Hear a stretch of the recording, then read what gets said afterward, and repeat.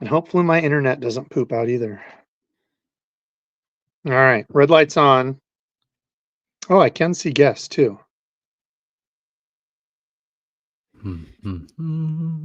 I think we're good. Hopefully, I don't see anybody in here though. I know we've got people. There we go. Okay, it just flipped over. What's happening, Fish and friends? Welcome to another episode live. Doing something a little different here, not the normal layout. We got two handsome faces here. Gramps over there. Gramps, how are you? Doing good, brother. How are you? Good. And down there, Mr. Dizzle, I love you. How are you? Trying to stay not frozen. Not frozen. Yeah. Battling the heck of an ice storm. Basically We all did. day long too. We did. We did get a lot of ice. Was it slick up that way? I haven't left the house at all. Oh. Okay. Yeah. Do you guys have power outages up there? It's been flickery on and off, but nothing really crazy. Yeah, I saw there was some here. Luckily, we didn't get hit with it. So, all right, as you can see, different setup here. I'm actually going to change it once I start tearing some of these apart. The thought process tonight was I was thinking, like, what can we do a little bit different? What can I do for a topic? And I know somebody at one time had said, Debo, you should do like a hands in front of the camera, first person view, taking apart some reels and talking gear. It just happened. I was like, man, I've had Gramps on for a while. I'll get him on. It turned out well because he has a number of reel reviews and stuff that he's going to be launching. He can give his thoughts. You know, Dizzle's used a number of different reels throughout the past year. So I figured we'll just talk gear tonight. Now, opening up, I'm going to be doing a giveaway. I wanted to show these. So if you watch the Monster Bass Live, Old Debo was lucky enough to do a collaboration with Monster Bass and have my own crankbaits that they're producing. Got to make a big screen there, buddy. Big screen. Okay, hold on here. Yeah. Hold on.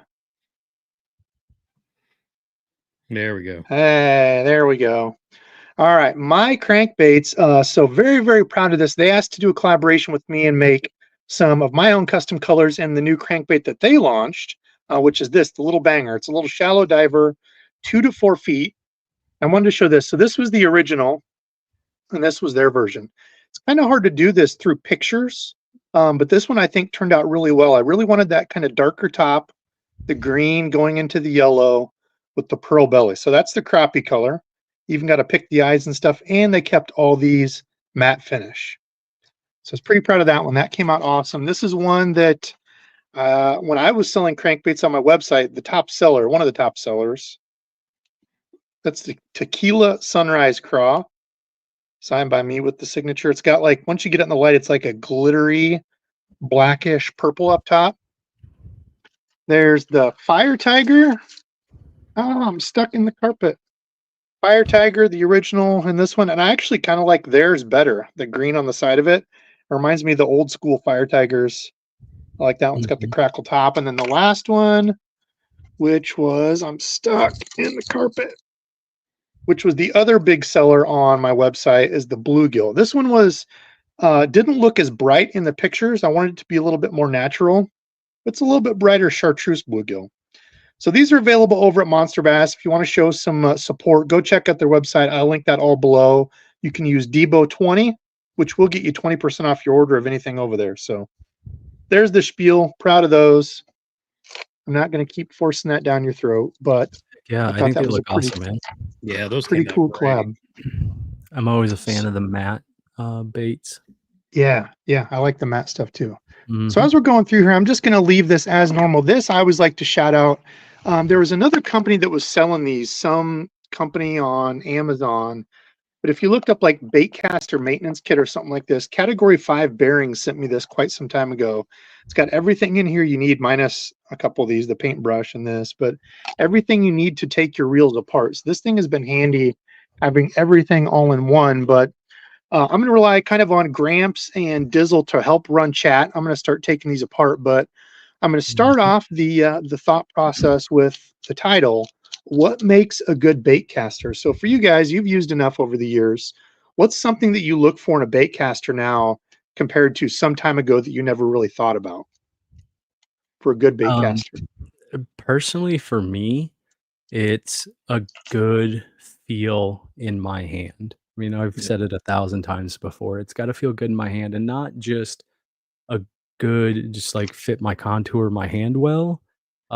It's got to be something that I know I can be out and I can fish with it like all day long and things like that. I have a few reels right now that I do like. I can't think of them off the top of my head, but they're just like a little bit too big, or they're a little bit too ovally, I guess, where it starts to like cramp up my hand if I'm using the same reel over and over and over all day. That and the handles, obviously, those are 3 big things I look for.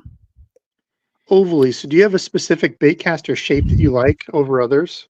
I mean, I'm definitely a fan of the low profile, the sleeker, smaller, like the Corrado MGL. Smaller reel fits in my hand pretty well. I mean, fits my hand really well. It's like it's almost not even there. So Michael working in the trunk of a car. Yeah, this was some, I don't know, carpet that I got off of Amazon. Yeah, somebody's got me hostage. Help me. They took me hostage and they're making me clean all their baitcasters. ooh, you know what you should have done before Gramps? You can answer too, but before that, Debo, you should have grabbed a lefty just to throw that in the mix with the reverse threads and all that fun stuff. Yeah, tell them about it. Oh, it sucks. It's like the first time I went to take apart a left-handed reel, and surprisingly, yes, I have like taken apart some of my reels a couple of times and done some maintenance on them. You know, I figure once in I don't know, every 10 years or so, it's probably good enough. Little dunk in the body of water, you're good for a couple more seasons. But left-handed baitcasters, reels in general, they have reverse threads, so it's not righty tighty, lefty loosey anymore. It's lefty tighty, righty loosey, and it's frustrating when you're not thinking about putting it back together or taking it apart, and you happen to potentially strip out some screws, and yeah. Even You Yeah, guys that see would those never. black rings? Those are the silent tune on these. It's these little rubber rings supposed to help stop vibration. That's one of the big things in all the new ones. This is the Corrado M. I guess I should have said that. So this is the brand new, newest Corrado that they've got out. Yep. Gramps, what about you? I see some aluminum frames in there. After quite some time, that is one thing that I really, really do look for. It Yep. does definitely make a difference in the long run. Yeah, I'm with Dizzle. I haven't messed with any left-handed reels, and I get asked that all the time. Oh, you fish like tournaments and blah blah blah. Why don't you have? When you grew up in a generation in the 70s when we had Johnson spin casters and Shakespeare, there was no right and left-handed. There was the only. Even when I learned, I mean, when Yeah. my dad taught me, and that's what Dad and I've talked about, is you would go to the department store to buy one wherever. They never had lefties. Yep. Sears and Roebuck. Yeah. So I mean, Stay out the Woolworths. yeah, exactly. But I'm like Dizzle. Over the years, we've seen them come down in size and fit the hands. I mean, for me, back in the 90s, even the Shimano Corrado versus like say an Abu Garcia Ambassador or whatever it was, the round reels, those were the big deal back in the day. So when we started getting on to reels, that were, just by today's standards, bigger in the hand. But as you see, my wife actually found in a box today one of my old Shimano Bantam Corrados from like the mid 90s. Yes, that's awesome. But compared to for me, I've always been like a Corrado guy, because the more expensive Bantams and Aldebarans, and I didn't need them. The Corrado did everything I did, but I've added over the last few years more of the SLX lines to my lineup, because they're also low profile fit. And, I've got little fat sausage fingers, but I've got small hands. I'm only 5'7", and, pretty small hands as it is. And so for me, these low profile, reels really fit well, because I'm like Debo. I ride a finger underneath the front to feel the line. It's just kind of something that we were taught, that way. Yeah, I'm surprised the people that don't do that or have never done that that'll comment on my videos. Yep. Like, that's a strange way to hold it. Like, you've never, Yeah. I've But never for seen me, that. I mean, yeah, we're going straight to the line versus waiting for the vibration to come through the rod when we would rather feel it through the line first. But for me, handles don't really matter. I mean, it's never been a thing for me. I always just, I'm grabbing it and I'm pulling it and spinning. So it's not something I ever really think about. But I see people comment, different grip sizes and blah, blah, something that I would just never notice. Yeah, for the longest time, I was so skeptical of the actual Win grips, Yeah. because it was the old school grips, and what I would do is I would get those. I don't even know what the brand is, but they're the little plastic grip extenders, I guess, that you would slide over the reel if you could actually get it to slide over each one of the handles, because they were super super tight to get on there, and I had those on all of my reels. And, then the wind grips came out and then different variations of that. And I don't know, Gramps, if you've had a lot of experience or used very many of the Gomex's handles. Those things feel crazy awesome. I mean, Debo's got my really nice Zillion at his house right now with the Gomex's handles on it, but we'll never give it back. Okay, so two things I want to show real quick. Number one, so these are part of the little drag washers that come out. So when I dropped one here, this kind of reminded me, I wanted to show you. If you put this back together with these fitting together like a pancake, your drag's not going to work right. So these actually need to be opposite and push to help push that in. You actually want them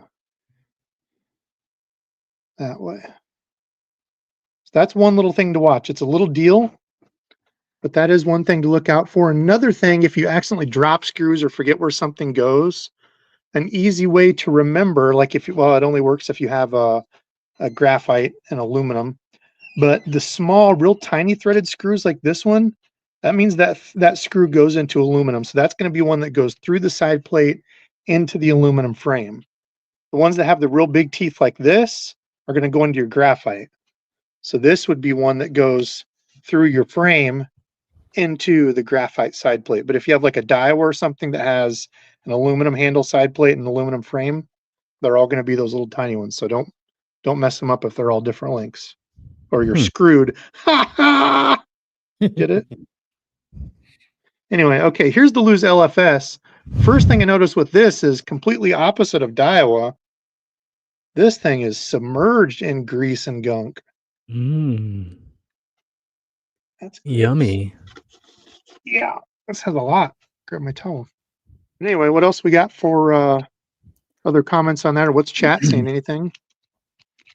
Not a whole lot. A lot of talk back and forth about how left-handed reels are way awesomer than right-handed reels. Okay. I mean, I'm not as versed as what Debo is, but I can use both. I mean, I kind of got a stupid hand when it comes to like using jerk baits and things like that. I can't fish those on a right hand retrieve. It's got to be left hand retrieve. My hand just doesn't work like that. So this, I guess I should have been talking as I'm taking this apart. This is the new Lose LFS. I did confirm that it is an aluminum frame. So if you're looking at getting one, yes, thank God they kept that, because I was like, dude, if they make that all graphite, that's a serious downgrade. But they kept it. Thank goodness. I noticed these are made in China now. So they're not in the Doyo Korean factory. The other $99 Lose were. So we'll see how these hold up. I don't know if it's going to have any difference at all on quality, but the brakes are different now too. Instead of having your little dial thing there, these are kind of more like I guess some of the Shimanos and some of the others where your brake is this little deal here. Not a big difference. And this part's kind of strange. How you open it now is this deal up here. Oh, that is different. I don't like that too much. So it's a pull straight off. Spool, I think it's the same 34 millimeter spool. Nothing crazy about that. And why can't all reel companies make it so your side plates are connected to your actual reel? Well, if you don't need to get in there, it doesn't make a difference to me.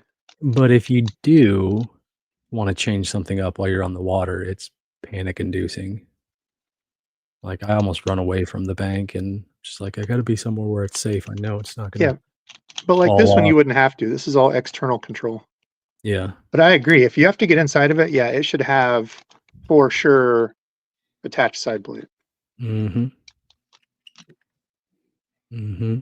Yeah, we have enough problems keeping stuff inside the kayak without stuff falling off and into the water. Rest in peace, all my gear. Oh, yeah, that's right. So Debo, Okay, as here's you're the third doing one. this, go This ahead. one's Yeah, kind of cool. talk about that So one. I made an order with Spro during the Black Friday deals. I got some waders. They had the waders were half off, or not waders, but the bibs, the thermal bibs for like cold weather. Those were half off, so 99 bucks. I got some gloves, which were too small. I'll do a giveaway of those. And what was the other thing? Oh, pliers. I wanted some extra pliers. But then I also got this. This is the Spro. They're kind of budget baitcaster. I think it's normally 79. They had them on sale for 30 bucks. I was telling Gramps this. They did not skimp on giving us girth on the handles. Look at that. I mean, good old girthy, meaty knob to just grab onto. I love it. Right there. And it's contoured diagonally like the Shimano's. So put your thumb on there like that. It's actually really comfortable. Doesn't feel cheap at all. So we'll see. The thumb bar is kind of soft. That does kind of feel cheap. But reeling it like this feels good. It's not grindy. Mm-mm. So we'll take it apart. So $30 reel versus $100 reel versus a basically $200 reel now. As we're going through these, take a look at the insides and we'll talk about things that I like on some reels versus others. And hopefully this is entertaining. I don't know. Do you guys like the... Yeah, I like this. So as you're doing that, we had Jonah Lawrence asked for Dizzle and I, if you can only use one Shimano baitcaster next year, what would it be? I guess I'm going to cheat and go because I found a new reel this year. Sadly, they don't sell it here in the U.S. market yet, but I had used the Shimano Corrado DC reels as well as the Shimano SLX DC reels.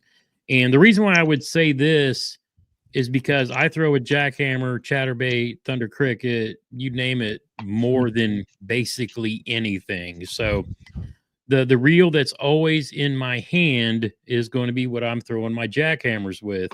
And this year, Shimano came out, and I think it used to previously be like their Scorpion in the JDM market, but they came out with the Shimano SLX DCXT reels. And I use these exclusively for my chatterbait jackhammers. And then I got one with a 6-gear ratio for crankbaits, and absolutely love this new Shimano SLX DCXT. Shimano, if you ever watch this video, please bring these to the US market. You can find these for about $225 on eBay through some of the JDM shops. But yeah, this would be my, if I could only use one reel for like everything, because I'm pretty sure I could string it up and throw finesse jigs, Texas rigs, jerk baits, anything I wanted to do with just this SLX DCXT. So there's my answer. I'm really kind of torn. I love my Corrados, but I think kind of in the same kind of way that Gramps is thinking about it, I'm still stuck with my SLX DC. I love that thing. That's always with me. I always take it, and it seems to be one of the combos that I'm usually catching fish on, because it's usually got like a chatterbait or some kind of moving bait, something like that on there. Yep. So I'm surprisingly probably going with that. And one of the things I really like about that too is I threw most of my I was playing around with the Metanium DC that they came out with the 70 spool. But when I can get two of the SLX DC XTs in the 70 spool for the price of one, it's kind of like that Bass Geek rule.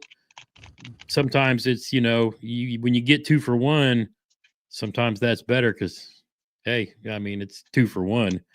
And Right. honestly, the weight difference between the metanium, which is supposed to be magnesium, blah blah blah blah blah. I mean, it's all flash and cash, but when it comes to making the cast, yeah, I like the SLX DCXT. Mhm. You have to try that one. Um, I've had a bunch of people ask me to pick up one of those, and Yeah, it's well worth it. I think you really like it. James Barron says, I couldn't put up with that DC noise. Honestly, I made fun of Debo when this was years back when he first got his SLX DC, and I was like, "Oh, you're a robot," and blah blah blah, this and that. I honestly don't even notice it anymore as I'm fishing. It's just another thing. The funny thing is, and a lot of people may not think about this, but the one weird thing about that sound is you almost know when your bait's getting ready to hit the water when you make a bomb cast because you're at Mhm. the end of that wind. And Yep. so a lot of the times if it's like I'm tossing a buzz bait or something or a jackhammer and I know I want that action immediately when it hits the water, sometimes I'll use that like as an indicator and then I'm actually clicking the bail and then, starting to reel just as it touches down. So just, yeah, I don't even, it's one of those things I just don't even notice. Yeah. Um, I just saw a question here a second ago, and it was for Debo, and it was about the cleaning kit. I don't know where it went. this doesn't look bad inside. It wasn't overly crazy greased. It does have a brass gear, which is good. Sometimes they will Oh save yeah. money or try to save weight by using aluminum gear. So people will say, "Oh, if it doesn't have a brass gear, I'm not getting it. Brass is way stronger." I've only repaired a couple gears that I've messed up, and they've both been brass. So for whatever that's worth, I mean, that could just be I used it more. It was one certain technique, but just because it's brass doesn't mean it's indestructible. This does have a solo supported bearing. So if you can see here, the spool tension knob, this is metal too. So they didn't go plastic on this. This is Oh, an wow, actual okay. piece of metal there. But there's a bearing inside there. Your pinion gear, one of those rides inside there. Now we'll see with the Lose. I think we're going to have two or a dual supported pinion gear when you lift up this yoke. This is the piece that clicks up and move when you click your thumb bar down. When you pick this up, the Lose is actually going to have another bearing to help support that. So instead of this piece being able to do that with your spool when you jar, so if I grab this,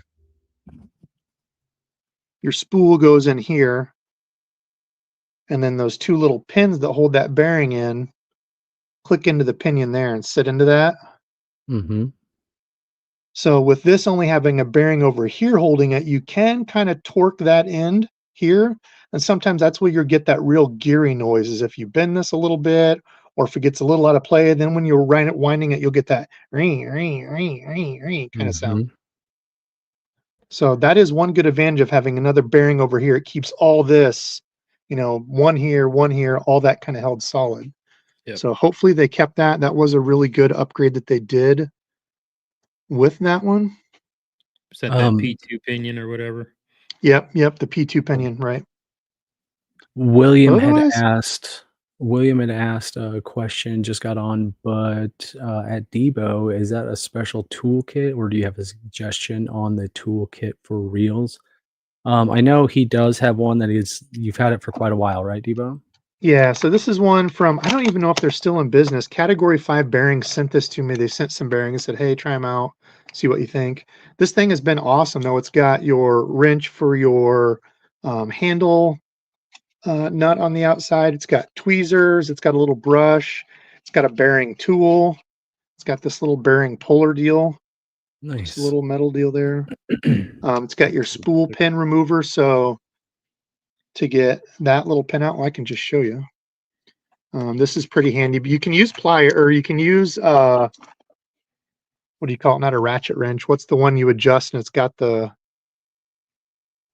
I can't think Like of a what that crescent wrench is wrench? Yeah, called. crescent wrench. Yeah. Crescent wrench. Yeah, you can use that. The way this works is you take this piece, you untwist this.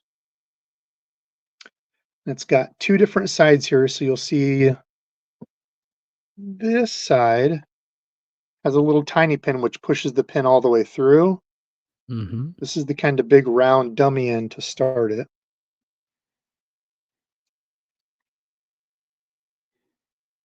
Gramps, that do you in have a there. special kit or like a pre-made? No. No, if I'm gonna if I'm gonna take my stuff apart that much, I'll just send it into somebody that knows what they're doing to clean it. We always see the blurry vision guy tying the knots and whatnot. I Oh, couldn't geez, yeah. imagine. I couldn't imagine be trying to do what DEBO'S doing right now.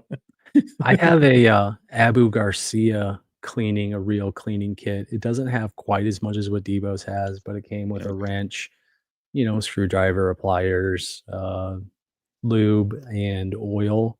A couple other things in there also. That's a pretty nice basic kit. Yeah, I just have like Lucas oil, and real paste, and I just keep it simple with a toothbrush. This is what So I do use, that to Gramps. start it. Okay, yeah. Yep. And Just a little Lucas gun oil. Yep. They've got the ones for reels where it's the real fine point where you can get in there and just kind of right I don't know around if the you can really bearing. see that or not, Yep. but it's a little Yep. metal tip on there. Super Yep. nice. oh, there you go. That pushes that piece out for you. You can just I take got it, you. pull it the rest of the way out. So that's the kit. But yeah, I was saying, look on Amazon. I've got a Boca Bearings one too that's like a pliers that clamps on and pushes it out for you. There's a number of these you can find for sale, but okay, let's look at the Lose.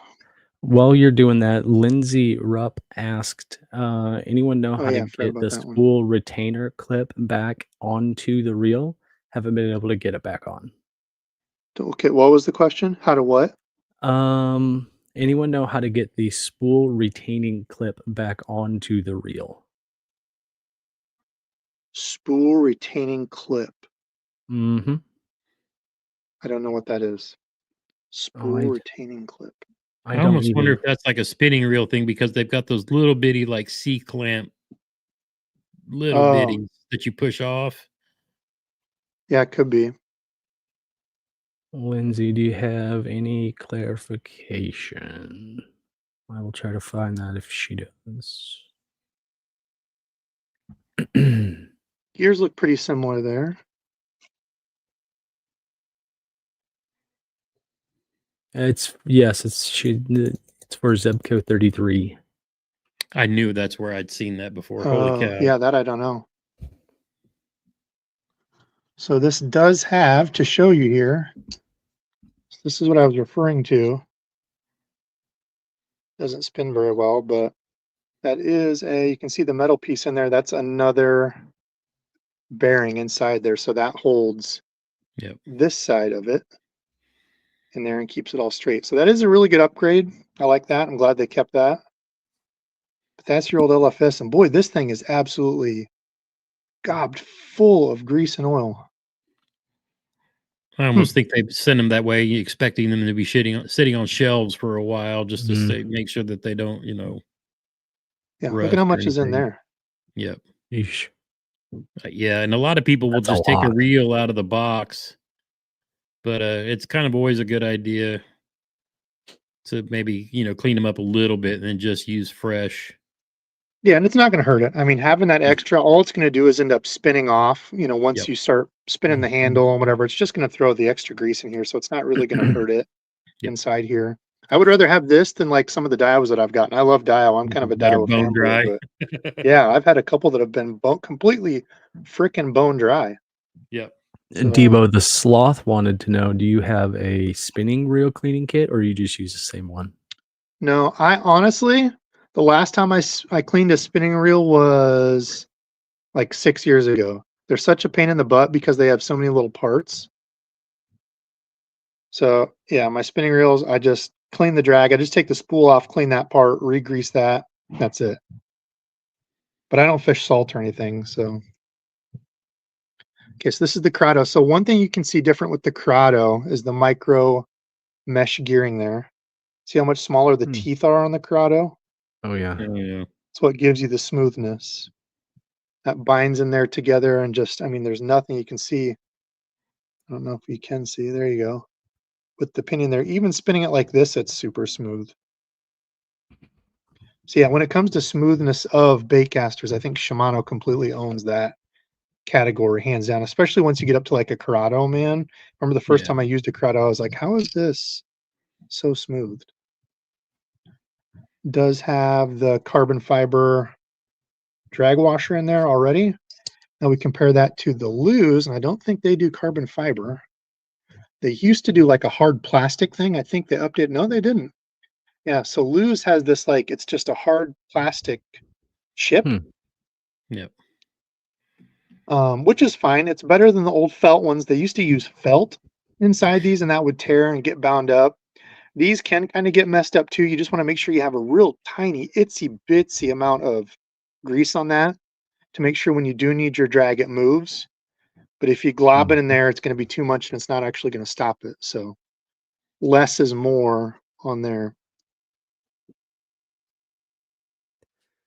Debo, I guess one question that I've had, and a few people have kind of said the same thing in here. It's like instant panic attack seeing you just like rip 3 different reels apart and essentially just throw all these little tiny pieces in one big pile in front of you. Nah, they're in 3 different piles. Okay, if you call that 3 different piles, but anyway, what was the most difficult thing when you first started doing this that like you encountered, I guess, in taking apart reels and doing all that stuff? Because I don't want to do any of what you're doing right now because it's scary. I think it's just repetition. I mean, even now I'll kind of get in a hurry sometimes. Like this yoke, you can put this yoke on the wrong way. It doesn't line up. I guess I also have an There. issue with don't have too much of a gentle touch when it comes to doing things. And I just want to make the round peg fit in the square hole. So I'm just going to force it in there. Yeah. Yeah. If it doesn't work, when you put it back together and it doesn't fit correctly, like these don't line up exactly, do not force anything. As I put these together, I don't think Shimano does on theirs. No, theirs doesn't. Some of them will have like a lip here on the ratchet. This little piece down here, this is what your thumb bar engages. When you press your Okay. thumb bar down, it moves that, which is right there. That's the thumb bar. I don't want to do it too much because it's going to launch this, but as you can see, as I move that, that's the piece that ratchets in there. Okay. That pushes your yoke up here, and that allows you to cast. It takes everything off of your spool. But yeah, making sure when you close this, you don't force it, because if something's not fitting right, you'll know it. It won't shut. And then just laying all your pieces out in order. I mean, that's essentially what I've done here. It doesn't look like it, but basically in order of the way I'm taking it apart, just kind of putting it all back together. Patrick with the comment of the night. Gramps, if I had those 3 reels apart, it would end up like the old Johnny Cash song about the Cadillac with 20 years of different parts. Mm-hmm. I think G-Fan may have beat that one with now this is some real ASMR. Hey, here's another Ba-ding. piece to show you is on this part that fits in. Can you see these 2 teeth here? Somewhat, yeah. On the anti-reverse, so that's your anti-reverse gear there. See how it has these 2 little like teeth? Those line up in there, one on each side.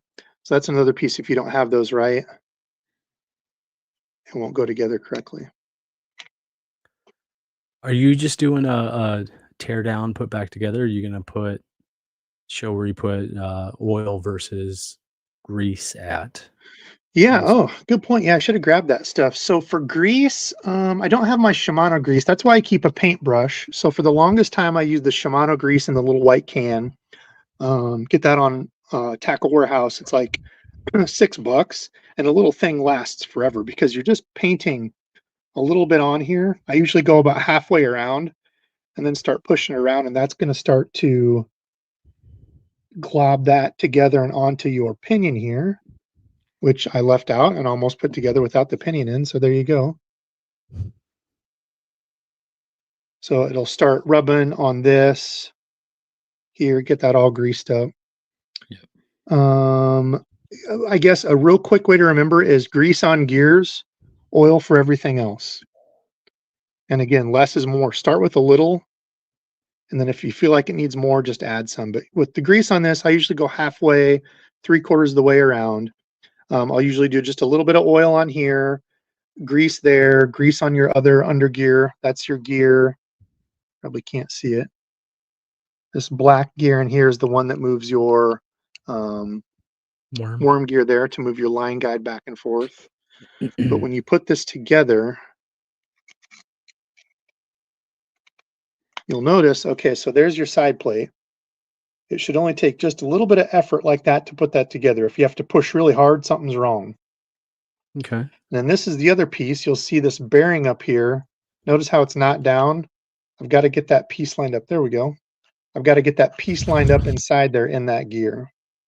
And then I'm just putting it back together in the opposite order that I took it apart in. Gramps, I think we may have just read the same comment at the same time did. there. Yeah. Said this feels like an after-school special warning me against the dangers of reel maintenance. Yeah. And don't touch the power lines. They'll kill you. Yeah. On the power lines. Bassin with Big Malone gave a good piece of advice. Don't go away. Said if you're starting out, lay the pieces all in order as you take them off left to right.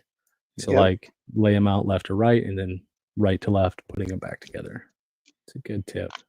Yep. Little things like that, people just don't know necessarily. I would have necessarily not have thought about that. I would have thrown all the screws in a little magnetic dish and been like, oh boy.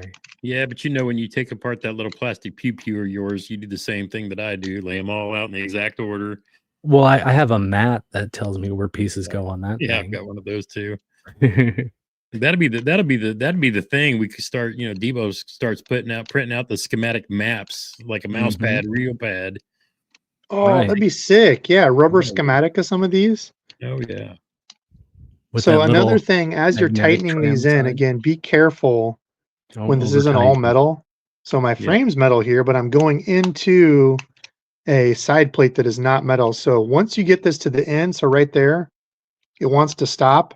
I'll give it just a little bit of a turn, like, I don't know, 1/8 of a turn. You don't want to crack any of that graphite. So I'll tighten till it's... My name is Dizzle, and I've cracked reels before. Oh, Michael Bradley with a good tip. Ice cube trays work well for organizing parts. Oh, nice. I think I've seen back in the day when my grandpa would do this, I think he used egg cartons. He just triggered that memory when I was a kid. Because he used to work on cameras and electronics. Okay.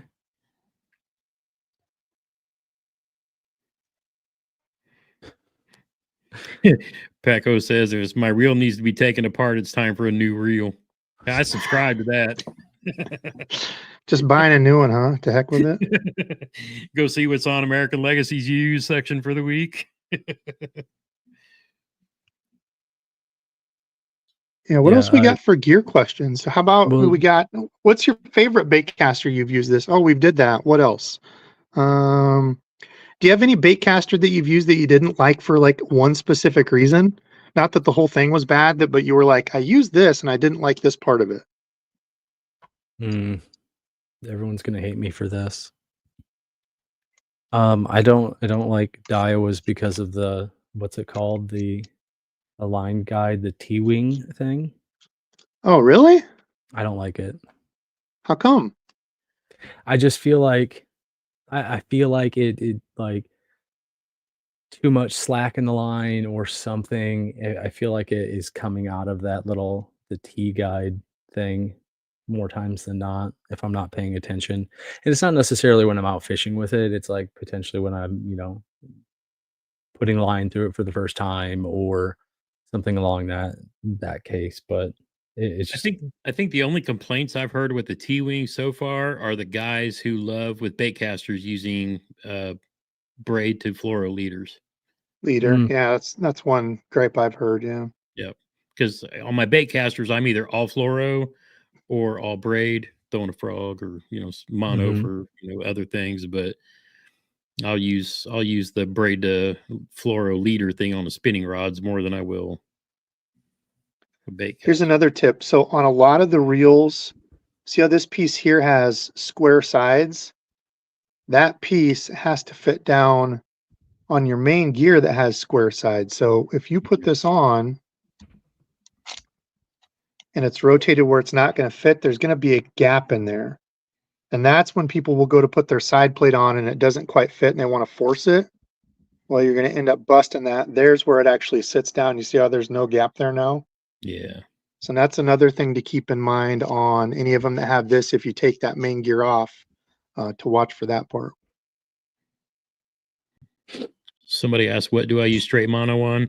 Sometimes I'll do that if I'm have a rod dedicated for like a top water, where I want to keep everything, and I'm not a braid guy, but if I'm walking the dog or throwing poppers, ploppers, sometimes I will just stick with mono. But pretty much these days, everything's Seaguar and physics, and I've got past it.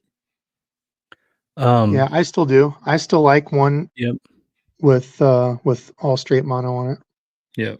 I think my brother likes that for those sexy dogs where he's walking them back and, Yep. My popper, sexy dog. Yeah. Yep. Crankbaits.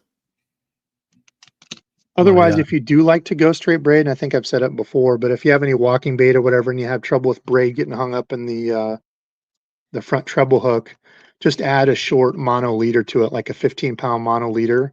That little bit of stiffness helps from getting those tangled up in there. Get that front treble hook caught up. Yeah. Yep. Mm-hmm. I got a question for you, Gramps and Debo. I guess you can answer this one too. I personally picked up my 13 Fishing Concept C. Had it for forever. It was one of the more expensive reels that I had for quite a while, and I used it a lot this year, and it had sat on the shelf for a long time. Has there been a reel that you've come across that you used to have or you used to use in the past that you picked up this last season? That I didn't pick up this last season? That you did pick up. One that may have sat on the sideline for quite a while and you hadn't used, and then just for one reason or another, you decided to pick it up and use it again. Man, I don't really keep. I mean, these days, because I just don't collect anymore. Basically, what I have in my arsenal now, I mean, I've got back on my shelf, I've got like old Baitcast reels that I'll never get rid of. Sure. And I actually bought those. So not this year to answer your question, but I have in the past. Like Sly Fox had an old Shimano Bantam that's probably, I mean, it's older than, it's probably as old as I am. It's probably one of the originals. And then Hellabass was selling a Shimano Kayak, which is the old pitch and flipping reel that's got the little thumb bar that'll flip it into like a pitch and skipping mode. And I used to fish with those back in my tournament days. But since he had one and he was getting rid of it, I was like, I want that, because that for me was like one of those nostalgic, kind of things. So not to go fish with, but just to kind of have, because it was one of my, flipping a jig was always my thing. I mean, I would pitch everywhere. I always say flip, but pitching a jig has always been my thing. And, right until the chatterbait came out, it kind of took that over. But you would never be a time where I didn't have either a jig or a spinnerbait tied on. Those are my tournament winning baits, back in the day. So yep. So, I mean, that was me and a jig and a spinnerbait forever. But yeah, so I kind of did, but it wasn't this, this last, year. But yeah, I still did. Sure. Debo, you? No, I was thinking, I mean, I go through the new stuff, to do reviews and stuff, so I don't. But I would say, actually, yes, the Tatula 150, Daiwa Tatula 150, I think is still one of the best overall do-it-all reels out there.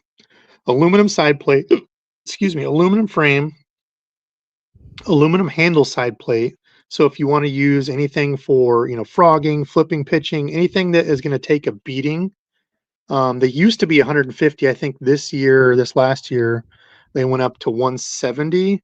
But at 150, it was like, and even 170, most companies don't make an aluminum frame and an aluminum handle side plate at that price point. So anyway, well, the reason that brought that up, like Gramps going out and checking the sales, American Legacy had some for like $90 that were like excellent condition. So I bought another one because I needed one. Now, Kite Needed. 88 had a good, I'll say good or not, since we're talking about baitcasters, but I kind of get where he's coming from. But in his opinion, baitcasters are overrated. They're not worth the money. You have to, and then he had a follow-up question or follow-up with that. You have to spend $100 or more to get what he considers a quality baitcaster, whereas he can go get spinning reels in the $50 range and be just fine. So I'll play off of that for just a second and get your guys' thoughts. But I stopped fishing for years when I kind of got out of tournament fishing and started raising the kids and doing little league, all that. But when I first got back, and I got back on the water, I actually got back in the water in a kayak. And this was back in 2014 or so, about 10 years ago.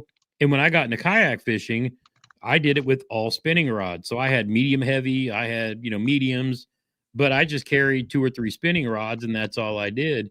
And I realized for a lot of people, and I think Family Budget Fisherman is one of those guys on YouTube we see the same way, they just don't have a need for baitcasters because they've got so used to and, don't have to deal with a lot of the other stuff that you have to deal with when it comes to baitcasters. But hey, if spinning rods float your boat and catch all the fish that you want to catch, you're not going to get an argument from me.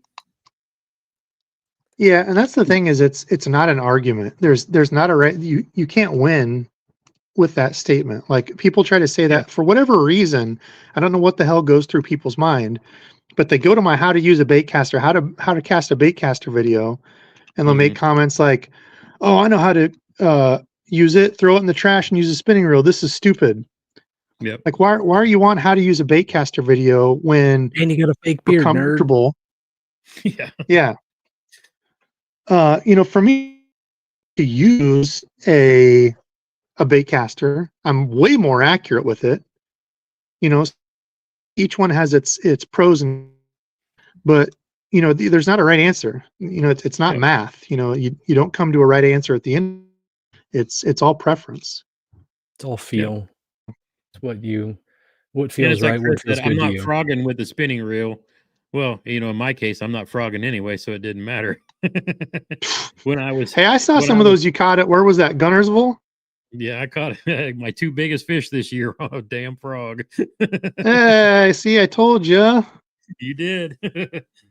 I am a fan of the Teckle frog. I'll say that Teckle sprinkler's been my juice.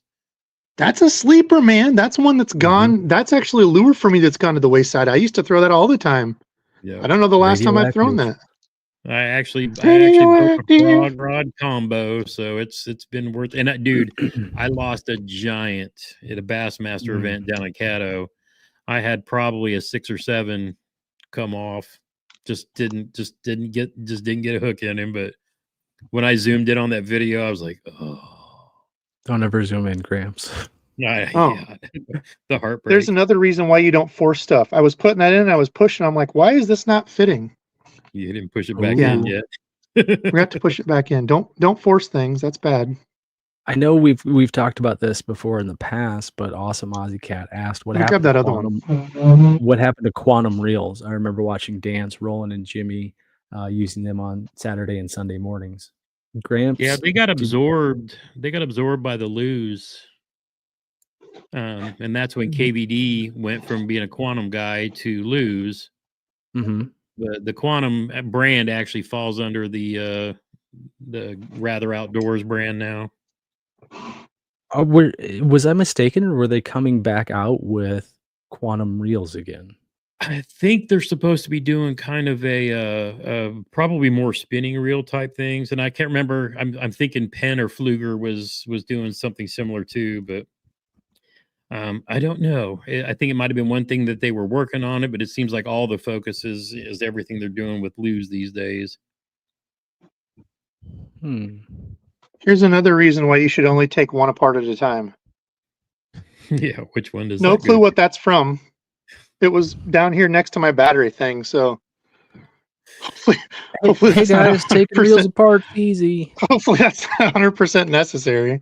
He goes to set the drag on a reel, and it's like pulling the line straight Yeah. out. So there's the Shimano grease, and that's what I've used for, a couple years.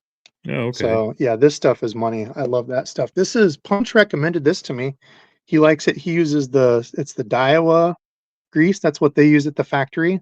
I've really liked Okay. that. And it's really nice because when you apply it, you just, do that deal with it. Yep. Otherwise, if you need an oil, yeah, people ask about all kinds of different oils and stuff to get. Don't use vegetable oil. Don't use WD-40. The questions I've got, it's like, people spend $7, get one thing of oil, and this will last you, years upon years. And this has the little Yeah. tiny applicator, which is Yep, really that's the one nice I for the have. Baitcaster stuff. So yeah, don't try to use some random oil. Just get the right stuff.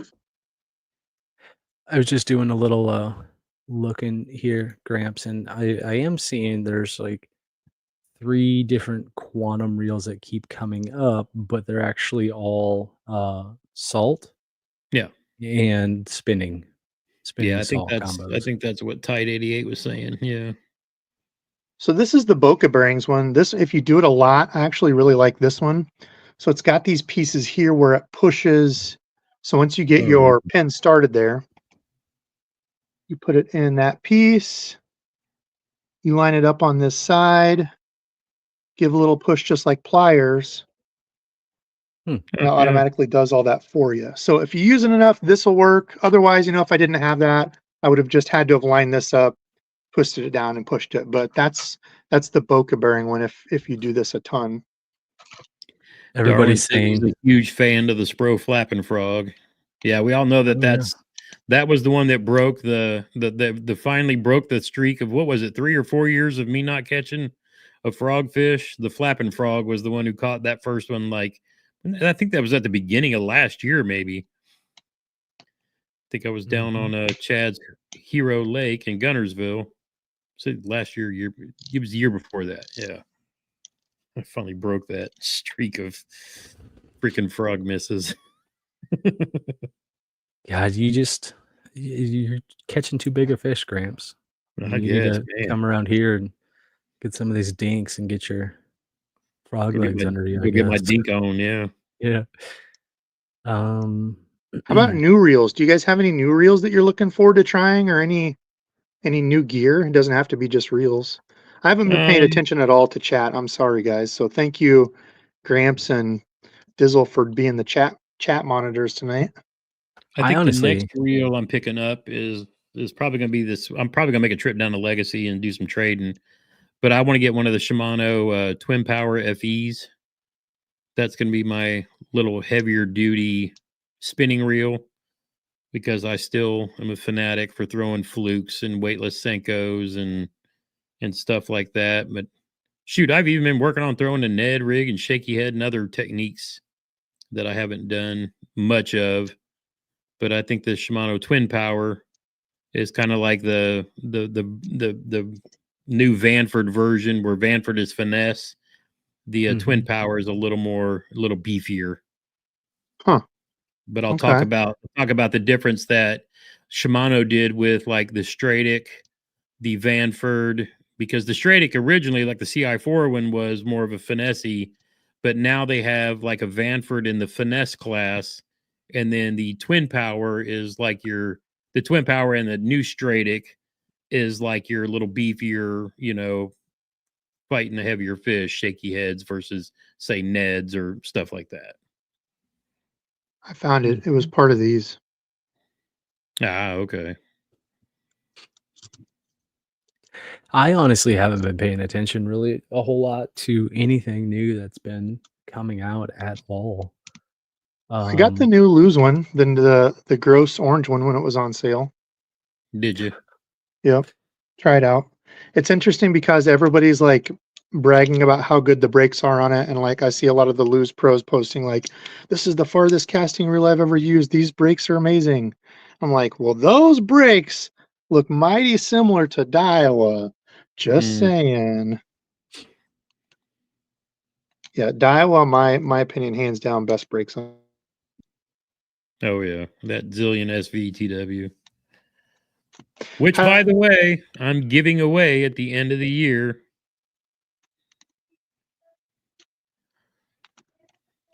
How does that were you the one that was saying that takes over your favorite spot, the SLX DCXT you actually like better than the Zillion? I do. Oh my gosh, Gramps. Yeah. I think by the end of the year I'll probably just be like pure Shimano.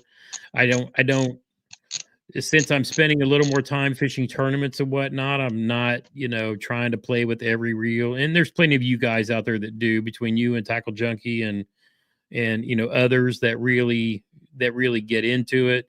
I'm kind of like fine tuning my equipment to gear up towards retirement in 3 years so that I can go fish more of the Bassmaster events. I might even jump into some boat stuff again, just for fun. It's kind of like a bucket list thing these days. Go visit some of these lakes that I've never been to.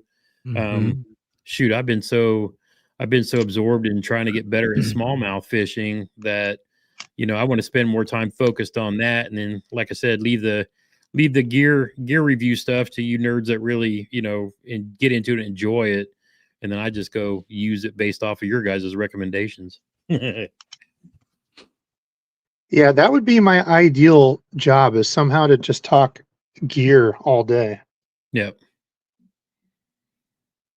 Any any companies are listening need a gear talk guy, let me know. Yep. I get more into the baits and whatnot, but yeah, I've kind of settled on what I like when it comes to rods and then reels, and I'm kind of like building the arsenals to go that way. Now, I still want to be able to speak like, if somebody's looking for, because we always get that, what's a good, $100 rod, $100 reel, Yeah. It's again, because not everybody's banging the bougie stuff. You got a ball on a budget, and I get it. I'm just amazed that thus far there's no spare pieces anywhere. Yeah, that was the only one. You're always going to have a washer that goes with your two drag. Some of them have more, but you're always going to have that washer that goes with your two drag deals. Little washers. So I found it.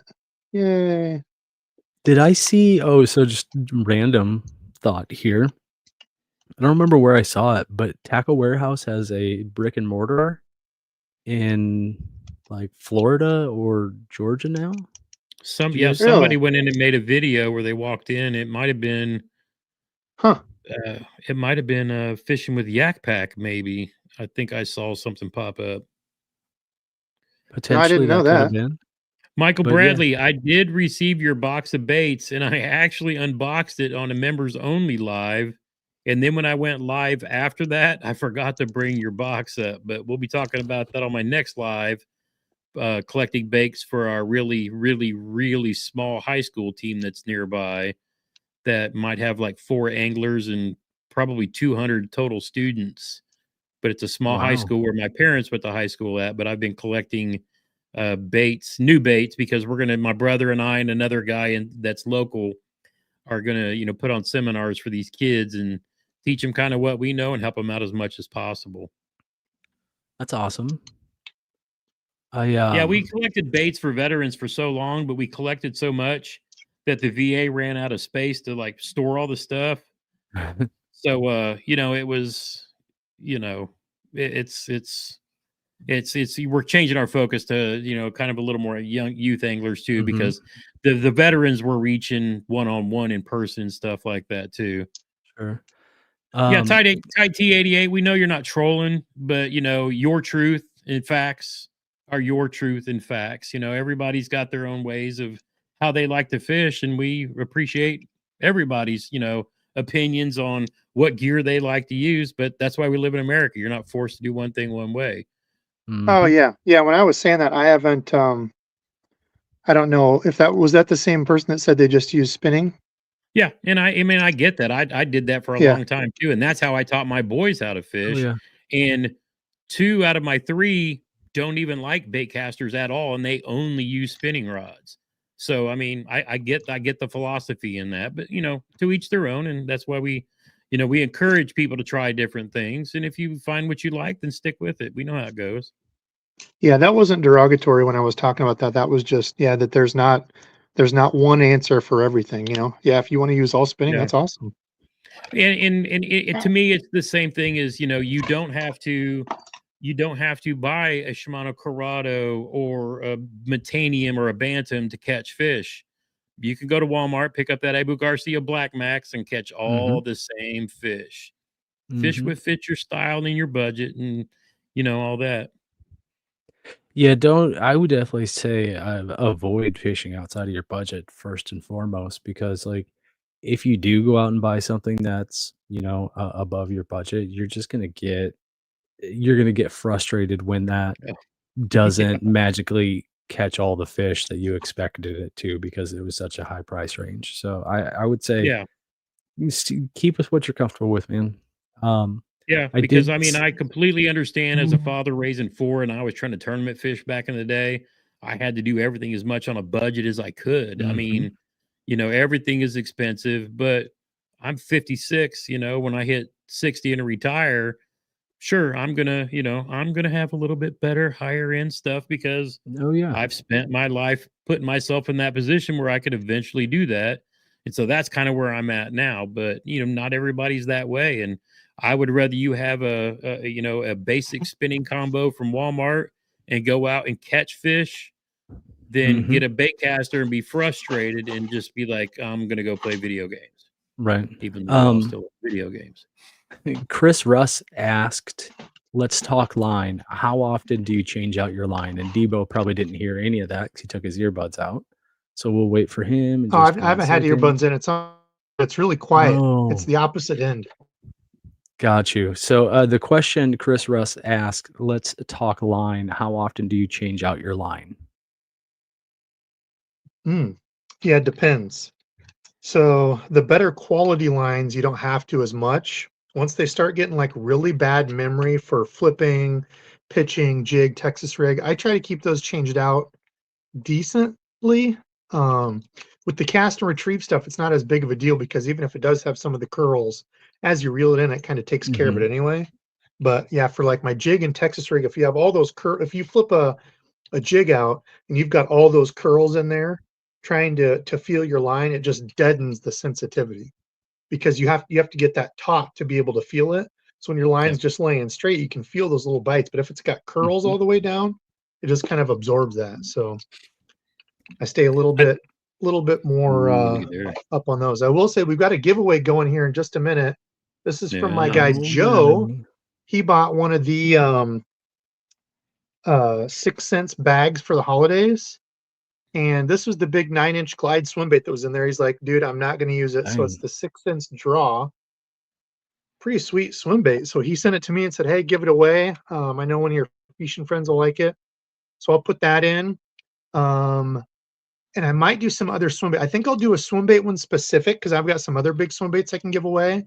I'll do that one. Then I'll do a giveaway. I'll be able to do a couple. I'll just do one tonight, but a giveaway of a set of 4 of my cranks too, because Monster Bass sent me extras that I can do giveaways with. So Very cool. I will just going back to that line conversation. I will say I hardly ever change out my braid. My braid stays on there pretty much until it runs out and I have to put more on because I don't have any left on my reel. I would say in general, when it comes to like a fluoro, um, if it's a regular season worth of regular fishing, I'm probably, if I have, say, 6 months of open water fishing, I'm probably beginning of the season, middle of the season, twice it'll a still season, work. maybe changing out line, Yep. And I'll give or take. follow that up too, because a lot of people get that question because if they're watching a YouTube video and some tournament guy is, you know, got the little tool and buzzing, you know, the line Mhm. off the reel and then string it up because they're starting another tournament, they're sponsored. They've got they've got spools. You know, I And Oh buy yeah, and there's a little bit more on I that every buy line. day I of the buy it. tournament they're putting new line on. Yeah, I buy Yeesh. Must it be in six. nice. I buy the main stuff that I use in 600-yard spools.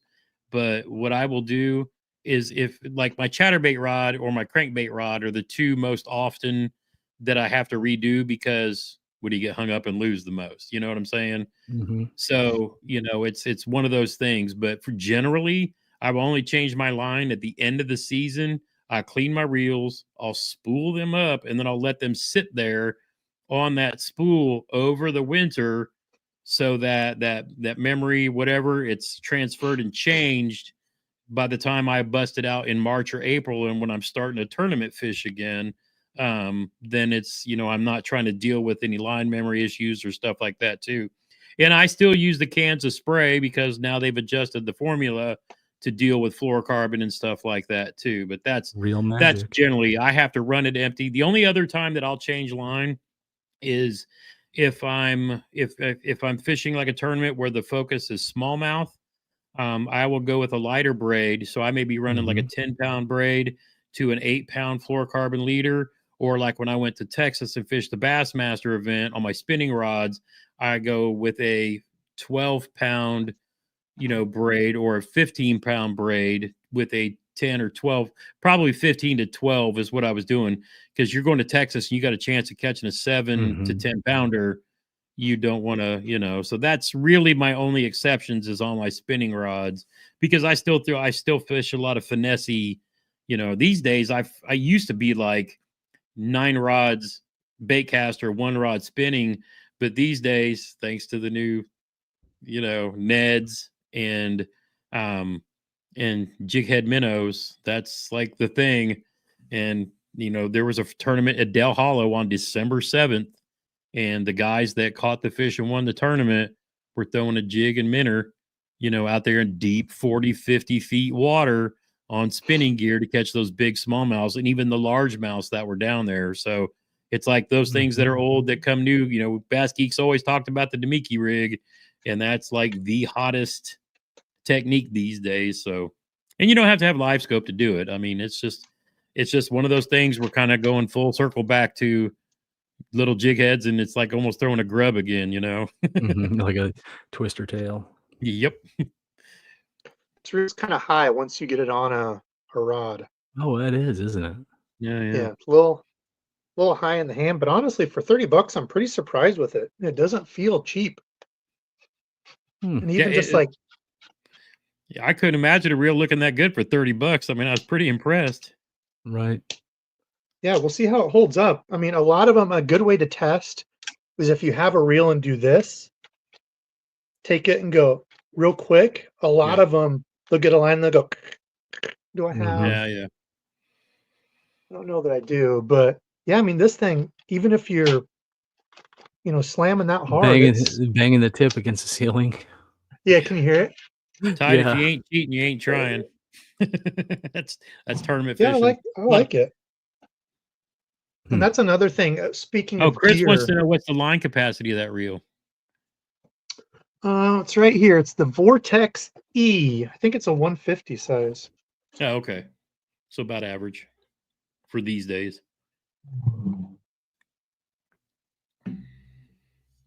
120 yards of 12 pound. I was gonna say 120. Yep. But one thing I was going to say for gear, so when you get into the more expensive stuff, so like a Daiwa, for example, this is, I don't know, is this the one that somebody sent me? Is this the 70? Where does it say it at? Add a subscribe feed. No, this is the 80. This is the Tatula 80, one of the other good ones I like for if you like flip and pitch and you want something that's a little tank, aluminum frame, aluminum handle side plate, but it's the smaller 80 size. It's like grams for smaller hands. Those grips. People that like those grips that DEBO has on there, the grip that you have on there were the ones I was talking about earlier. Yeah. Sorry, DEBO. Yeah. Big bumblebee looking. Yeah. But anyway, yeah. So like if you've got something that you're really going to be setting the hook hard, that aluminum frame at least.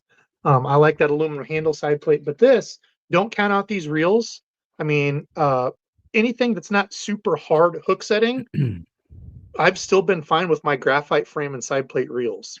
Oh, if you're throwing a spinner bait or any of the top water, like with mono on it, treble hook baits.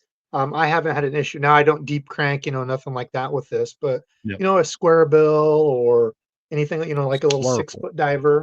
So don't think that you have to go super expensive with everything. I mean, I was using the CC80 on this rod. This is the Arid X. So both of these on sale, 40 and 30, that's a $70 combo. Guarantee you way better than any $70 already put together pre-made combo that a company's selling. I had something else I was going to say about gear. I was looking at reels. Somebody was asking 70 or 150. What's your preference?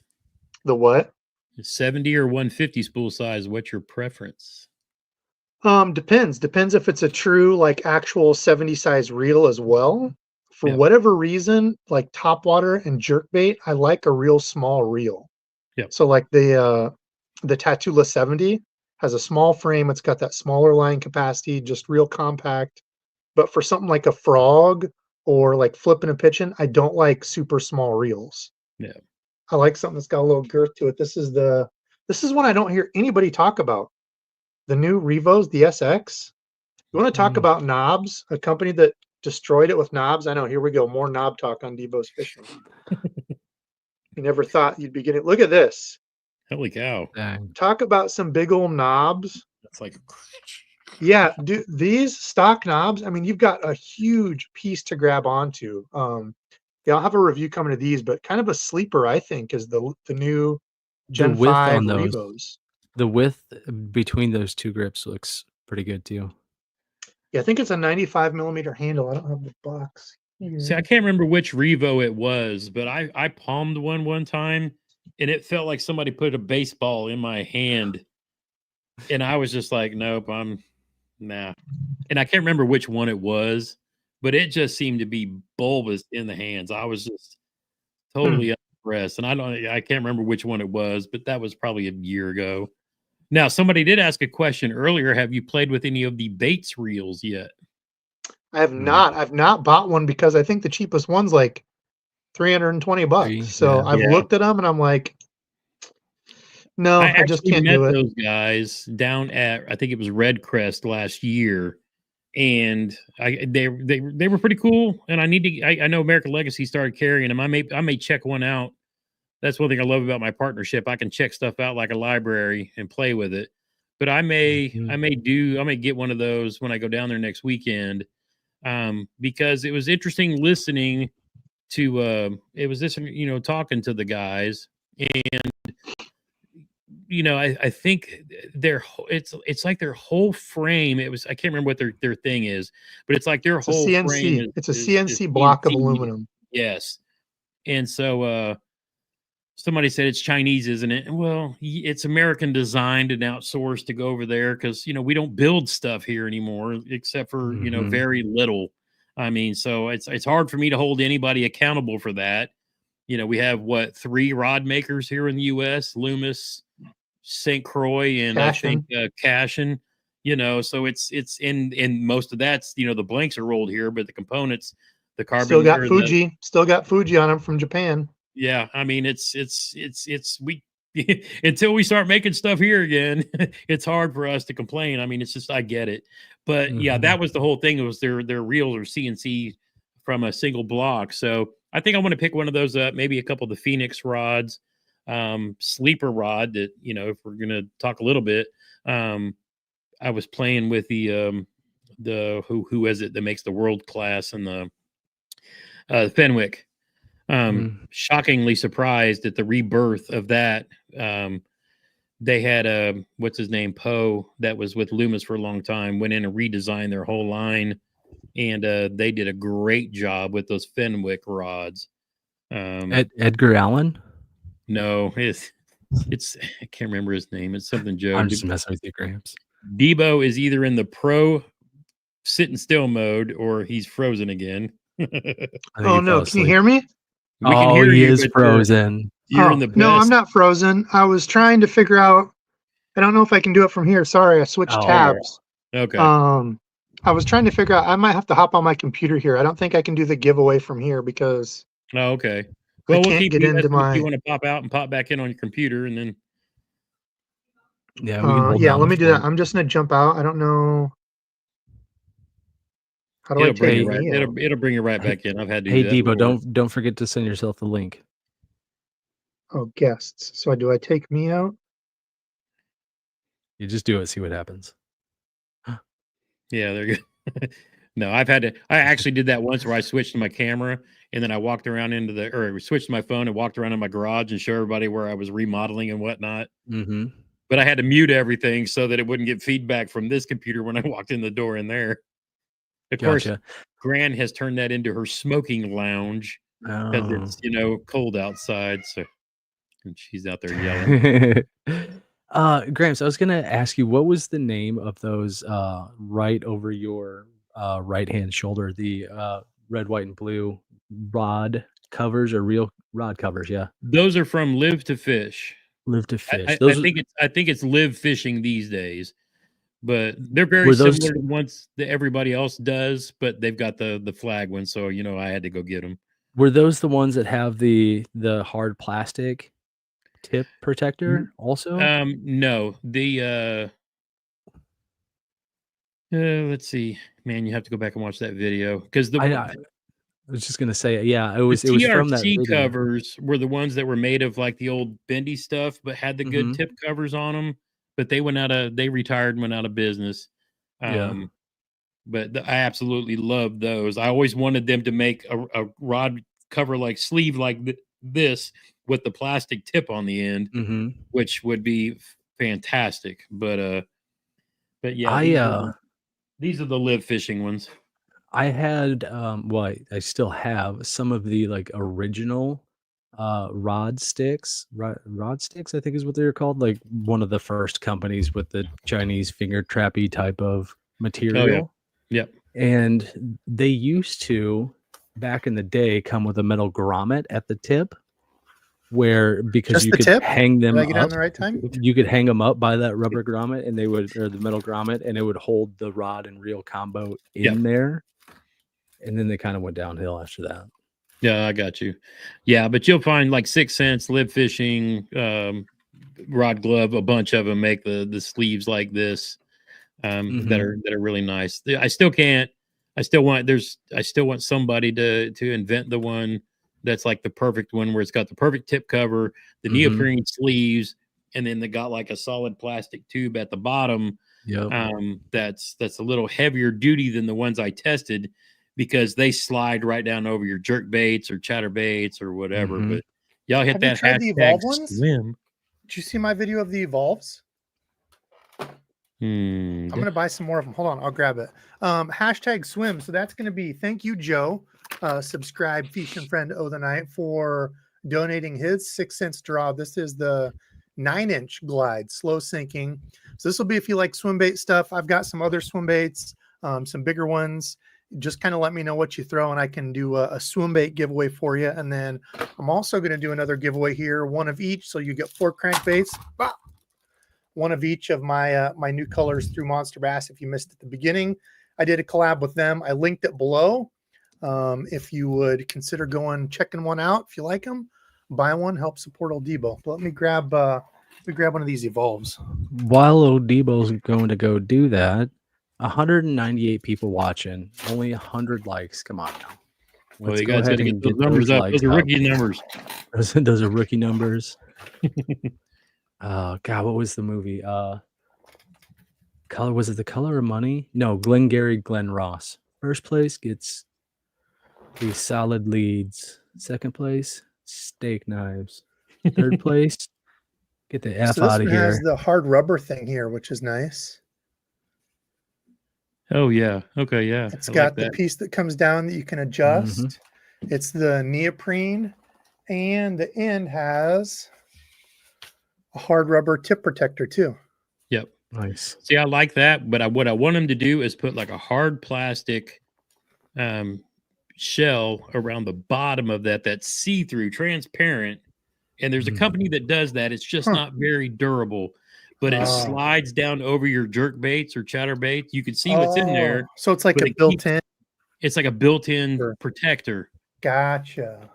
So it keeps everything separate, but it makes it nice. But someday somebody will take our advice and come up with the perfect sleeve. See, I like those Evolve ones. Those are probably my favorite right now. Somebody sent that in to me. I think their buddy owns the place or works there.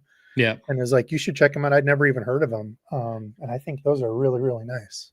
Yeah, I like that because it's got that tip protector on it, where mine's just like the sleeve and whatnot. But I had to cut the little bungee things off of them, because if sometimes the little clamp that you use to adjust it, it'll get wrapped into a line of another rod, because if I'm bouncing from hole to hole in the kayak during a tournament day, speed is of essence, and I got to just throw them in the front seat of the truck, but keep them where they, don't get all tangled, so. Let me guess, it's the spinning rod's fault, isn't it? Yes, always the spinning rod. Always the spinning rod's fault. A lot of the times. Somebody's talking about the Busby rod covers are pretty sweet. Yeah, I've seen they've got those.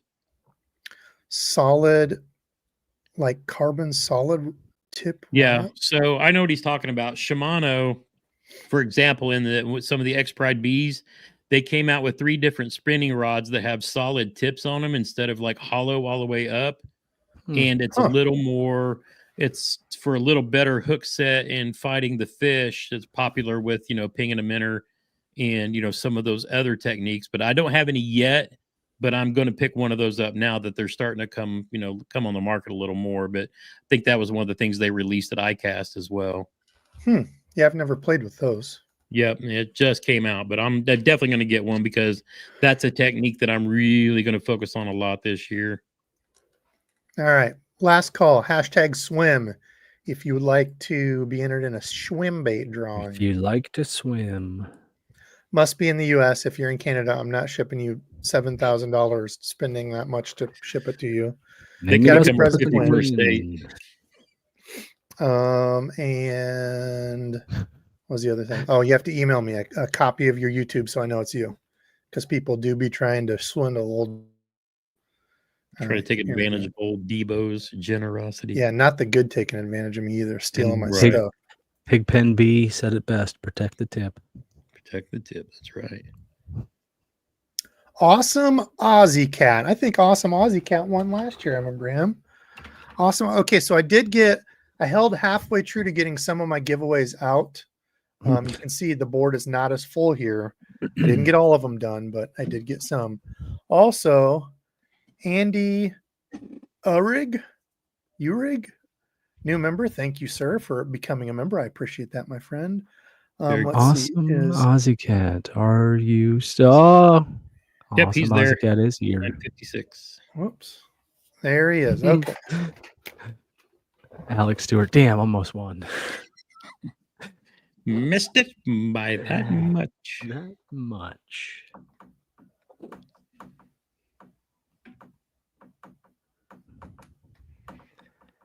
Email the old Debo at the Debo Fishins, whatever. He'll put it up here in a second if you didn't already do it. Debo, put your email address up. What? Oh, it's always fun when you see your name go by. Oops. There DEBO'S it is. Fishing at gmail.com. And I'm going to do a separate one because that was for anybody that wanted to be, let's see, for the swim bait. So I'm going to do a different one here for a 4-pack of my cranks. What other questions do we got? What questions do we got before we get out of here for gear, for anything now? It's wide open. Yeah, hit them up. It's that time of year, because and that's why a lot of us are doing end of year reviews and talking about all this stuff too, because now's when all the stuff's on sale. You might see it a little bit as the season kicks off, but these companies are really working on trying to do their thing. Ooh, now it's time to get some of those DEBO crankbaits.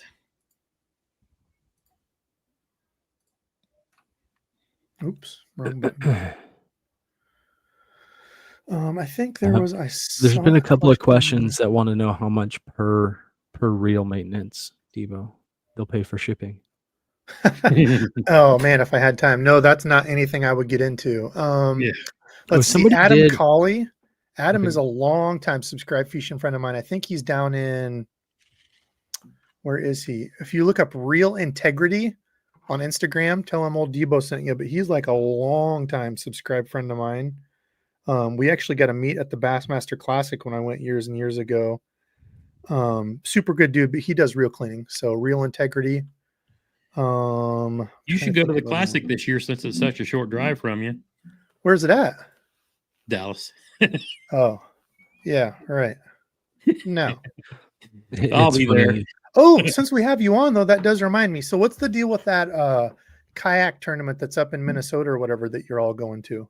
Okay, so Drew Gregory started a new series last year, and it's called the Kayak Adventure Series. Now, there are tournaments involved, but it's more of a fun, laid back atmosphere.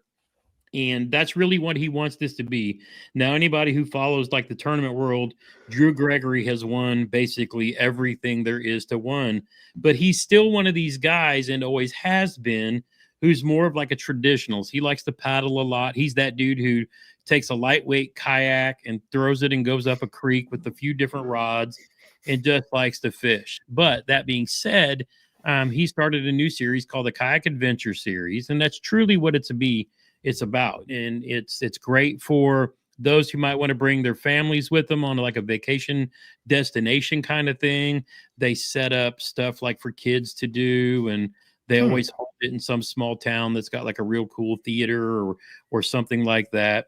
Well, the one that's coming up this year that I really got earmarked is up in St. Cloud, Minnesota. And I got hooked when I went up to Wisconsin for the first time for this event, earlier this year. And we have smallmouth down here. And I had literally the best 4 days of bass fishing for smallies in Wisconsin in my life. And I just dropped the pre-fishing video for that the other day, if you want to check it out. And then you'll see, I literally have the best bass fishing tournament in my life as far as like a national thing goes.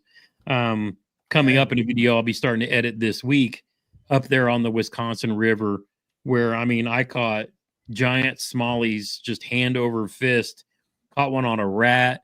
Caught I was catching them every way, and I actually went up there with no electronics, just the basics, and had the absolute time of my life.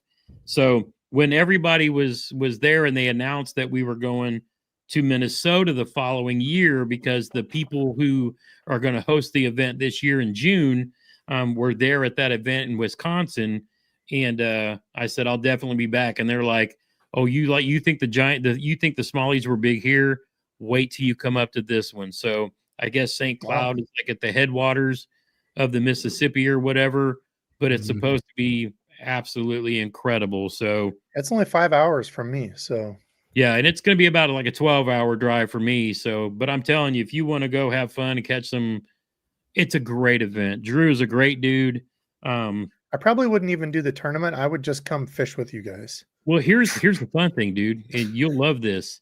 So they have team tournament. They have the traditional 5 biggest fish, but they also have a dink tournament. Seriously? So, seriously. And John from Creek Fishing Adventures, has been competing in this, and they'll get talking smack. So everybody else is out chasing giants, and this is like you're finding those 12 to 13 inch. It has to be a minimum of 12, I think, but then it's got to be the smallest ones that you can find. And so you're looking for like 12 on the nose. Yeah, like for 12. Yeah, it's just. And the funny thing is, I think there's a lady that fishes these where she's literally, that's all she does is micro fishes for the smallest ones she can find. I think 12 might be the max. It might be something like that. But it's totally awesome. But dude, you want to talk about a great place to come see a lot of people, and it's an absolute blast. They have a Friday night start. It's the tournament starts on Friday night.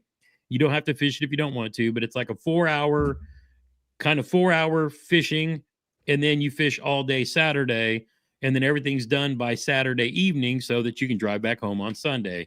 So it's literally geared for like a fun fishing event. Just get your catch board. I got to get you in catch 22 this year too, because you would really enjoy that. It's a casual year-long thing, and it's literally you just upload and it tracks your best 22 fish, but it's a charity event for veterans. that we But then do. I have to And measure fish, don't I? yes, you do. But it's for us, it's how we teach people to get into it a little bit. Yeah. But if you don't have a catch board, I'll hook you up with one. I got it. This is my catch board. I just whip this Yeah. out. Yeah. It's Close enough. got to be a certified board, just one of those things. But Certified board. yeah, but it keeps us, keeps us honest. But Yeah, it's right. fun and Keeps it's a great everybody way to. It's fun. It's a great way if you're just looking for something other than just creating content. It's kind of like your own challenge. It's like my brothers kick my ass every year. I've yet to put 400 inches of fish and 22 fish up yet. And yeah, Hellebest says Gramps is up later than me. Yeah, I give myself a little bit more time on the weekends. But it's an absolute great charity event. It's only $22 to enter, and it runs all year long. And then, Chad actually gives away kayaks as well. And the cool thing is, over the last 2 years, 2 different guys from Indiana have won kayaks, and everybody tells me it's rigged because how can somebody from the same? But it's just luck of the draw. So right. It's a really fun, cool event too. Yeah, we'll have to talk about that more. Andy, I do kind of agree with you. I do think gear ratio is a little bit overrated on certain things. There's some things I like a faster reel. I mean, I've used a 6-speed for frogging, worked just as well that year. That was the old Revo X, the black one, great reel. Dizzle used to use a slow 5-speed for jigging. That's what he liked. Mm-hmm. So yep. I think some points, yes. There's some things where I do like a faster reel, or like if you're really deep cranking or something with a lot of drag on it, a slower reel's better. But yeah, I think for a lot of the stuff in the middle, people definitely overthink it, dude. Let's grab a winner here. We also do have, there was a question about a jig rod here, the Inquisitive Prince. We'll grab that one next, but let's do winner here for a 4-pack of the DEBO cranks from Monster Bass. Who's the winner? CF. Winner. CF. Must be present. Must email me here in a second. Okay, what's the best light jig rod? So it depends. What are you talking about for light jigs? Are we talking like 1/4 ounce, 5/16? CF is here. CF is here. Okay, CF, email me. DEBO'sFishing@gmail.com. A screenshot of your YouTube so I know it's you and your address. Joshua Simon said no Canadians. Yeah, my cranks. I'll send my cranks. That shouldn't be too expensive. I didn't say it. I was just reading. That's not me. It is. So whoever asked that, Inquisitive Prince, let me know. What? Wait. 1/4. And 1/4 ounce. Yep. 1/4. Yeah, I would say either a stiffer medium or a softer medium heavy. So probably something rated for, you'll probably find like 5/8 to 3/4 ounce rating on the rod at the max of it. It just kind of depends, but for a 1/4, I do like to go with something just a little bit softer, so you can actually flip it, cast it and flip it out there. The brand, gosh, I would have to think. What are some that I've used 1/4 ounce on? You could also use medium heavy spinning rod too. If you already have a medium heavy spinning rod, works great for those 1/4 ounce jigs. I'm trying to think of brands. Okay, so CF is here. You said too. Yeah. Yep. G-Fon is definitely trying to win the comment of the night. Oh my gosh. Gramps, he's hitting us both at the same time. I know, bro. What happened? G-Fon's like, did we just breeze through 2024 without acknowledging that it's the 20th year anniversary of White Chicks? And I actually saw wasn't somebody on like the Lions or somebody that did a touchdown dance? Oh my. Oh yeah, I saw that. To the routine from White Chicks. Yep. Oh yes. Yeah, I need to get a catch board that has just DEBO finger after DEBO finger on it to measure the fish. Yeah, there you go. 3 inch. Yeah, this is a 3 3 1/3 DEBO fingers long. Let's see. Yeah, I don't know. I'm trying to think of a brand specifically. Also, you know what? Those BFS rods, like the new Daiwa Tatula XT, would be perfect because they're not super light. I think they're an 1/8 to 1/2 ounce, maybe. Let's look here. Because BFS doesn't have to be super duper ultra light. That's the other thing is that was kind of my misconception about it. But a lot of the BFS stuff is really good for just downsized bass stuff. Debo, are you wanting to be sharing? Nope, I'm getting there real quick, and then I will. But yeah, I'm trying to think of brands. I want to say I have a Dobbins, maybe. I don't remember. But if we go, I think like the new Tatula XT has a BFS one that would be good. I don't think I'm throwing anything that light. It's going to be on a Ned head anyway. Mm-hmm. So this is a 6.5 light. Oh, this might not be. Yeah, it'd 1/16 definitely to 3. be. Yep. So that one would be all right. Otherwise, if you go with like, let's see, do we have like a 7.3 Tatula XT, for example? I think they have like a 7.2 or a 7.3 medium extra fast. So they just have the medium fast, which is what? Yeah, quarter ounce to 3/4 ounce. So something like that. Yeah. So medium. I like the XTs because they're a little stiffer. I don't want that to sound like not good for jigs, but they're not. I don't want a super flimsy medium rod like a crankbait rod. So I want a crisper medium rod that's a little stiffer so you get that sensitivity. Am I the only one that only throws 3/8 ounce jigs? I don't think I have a jig weight any any different size than that.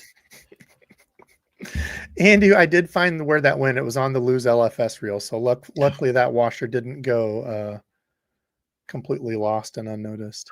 No, 3/8 is usually my go-to.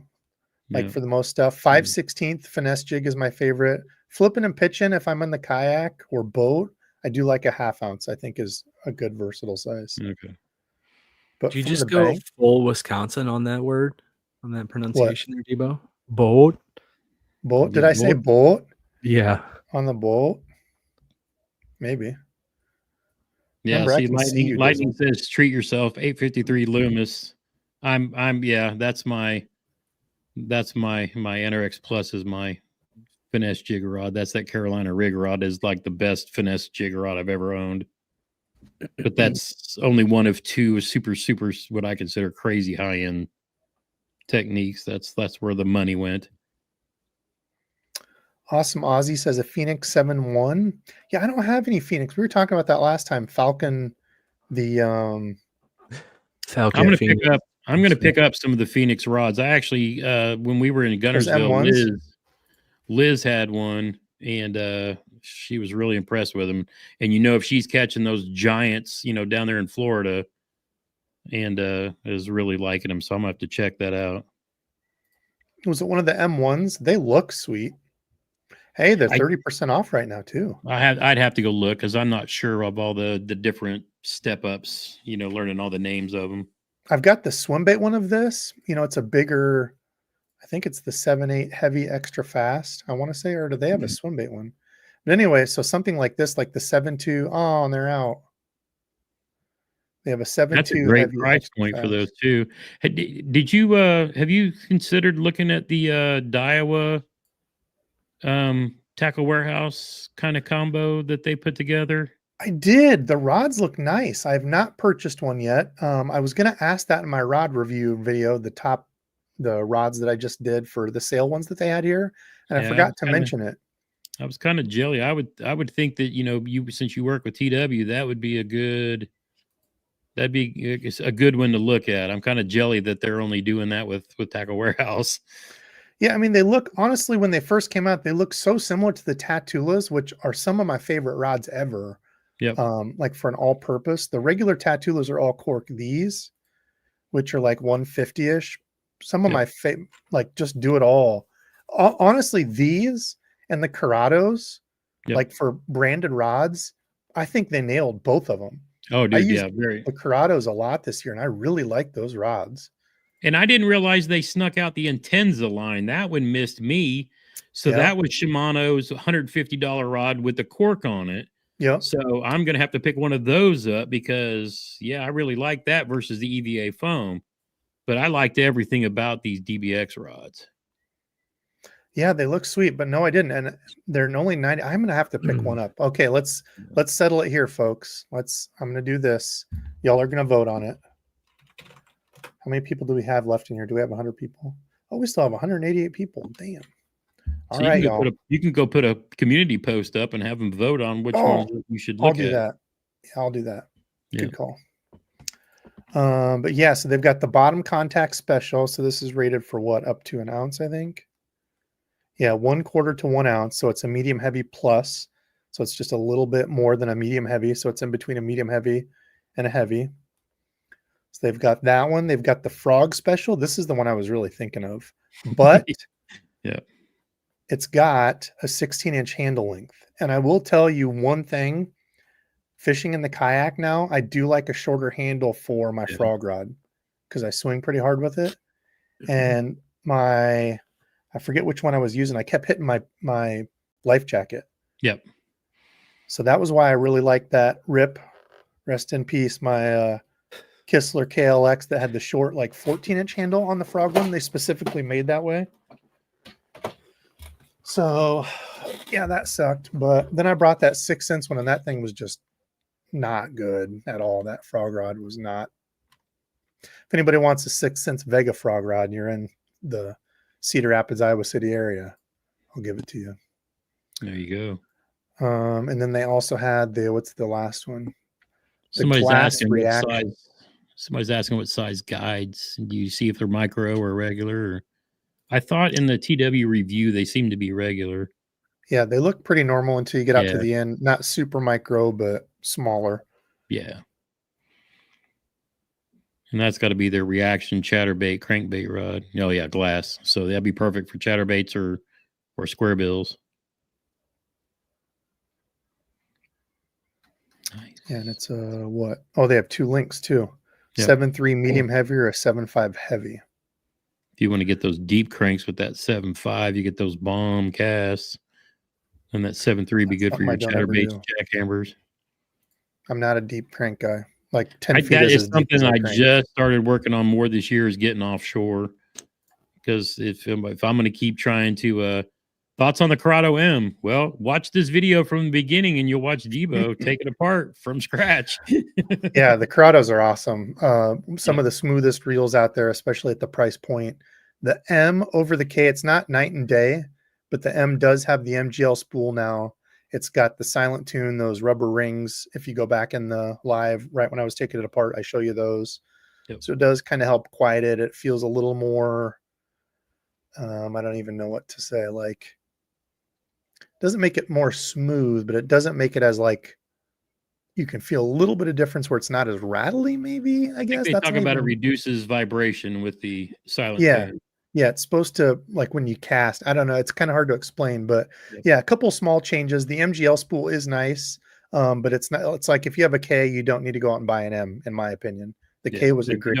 If you don't have any and you want your first Corrado, the M is the way to go. Yep, because there is some good upgrades on it. Yep.